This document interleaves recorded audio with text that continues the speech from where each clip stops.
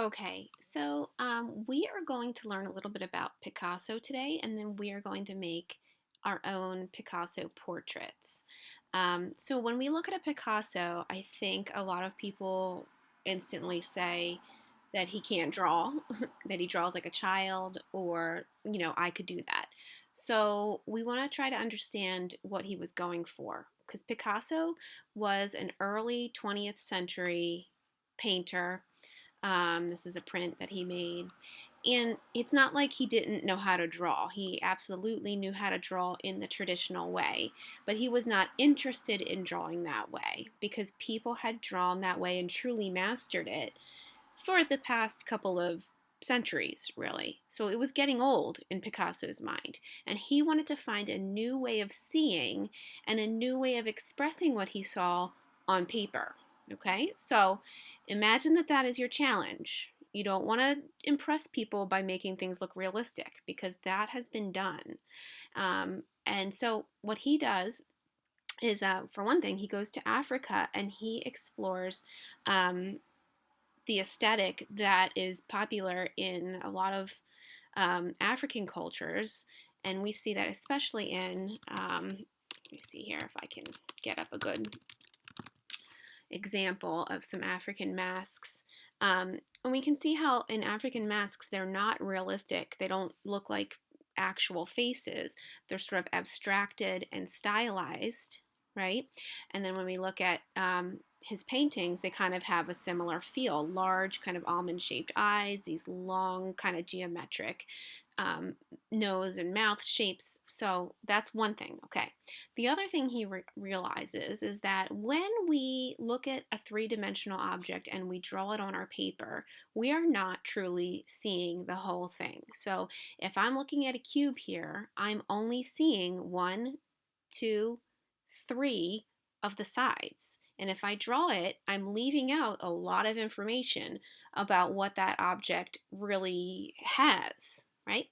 So in reality, this is a cube sort of unfolded so that we could see, if we could see all of the planes that make up a cube, these are, oh, there's 6 planes, okay?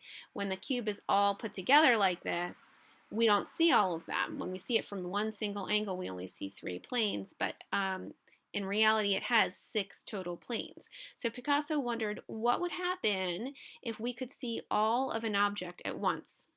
Okay, and this is the kind of stuff he did when he was trying to explore that concept. And this is what we call analytic cubism, where he's analyzing the three-dimensional world around us and trying to communicate it in a new way on a two-dimensional surface. So he ends up with very playful, unexpected, interesting pieces of art. So um, that's at least, some of what Picasso was going for in a nutshell. Okay, so what are we going to do? So I want you to make your own Picasso style portrait. I have an example that I'm going to post, and it looks kind of like this. Okay, it doesn't have to be a portrait of you or anything. This is just a portrait in general. And we're going to play with the human face and use some of Picasso's shapes and kind of put together our own unexpected portrait so that we can open up our minds to what a portrait can be.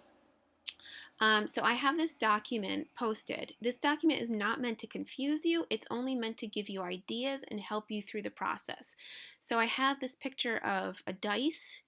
And it's just there to, if you want to use it, if you have dice, you can roll the dice and see, on your first roll, if you get a 3, maybe you'll draw an ear this way, right?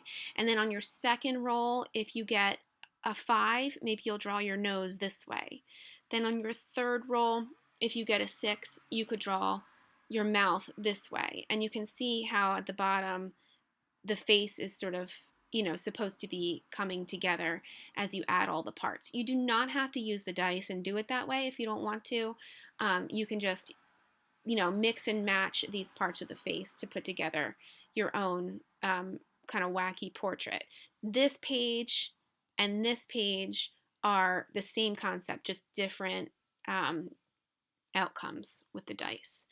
Okay, but you can see down here it gives you some good advice that I want you to pay attention to, where it says connect the nose to the eyebrow and to the mouth, okay? Because you might not do that otherwise. That's why that note is in here. You should also add hair and a neck, just like you see in these examples. The hair can be whichever style you want. And then I want to see some textures and patterns. I want to see those in at least 3 sections of your picture. So in my example here, I have 1, 2, 3 sections where there's textures and patterns. And if you want ideas for textures and patterns, I've got another dice sheet here that you could try, or you could just pick and choose from any of these ideas, or come up with your own, of course, okay?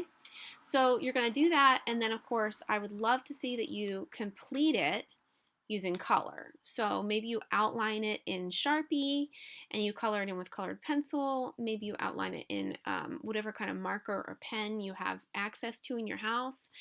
Whatever kind of color you have. If you want to paint, sure, go ahead, or if you don't have paint, you can use crayons or whatever you have. But you want to try and make it look as complete and finished and polished, like it's something you would feel proud to hand in, not something that looks rushed. Been seeing some of that, which is not what I want to see from you. Something that you've taken your time on and something that you take pride in. And if I see that you put the effort in, it'll be apparent and your grade will reflect that. Okay? So then you just want to take a picture and hand it in.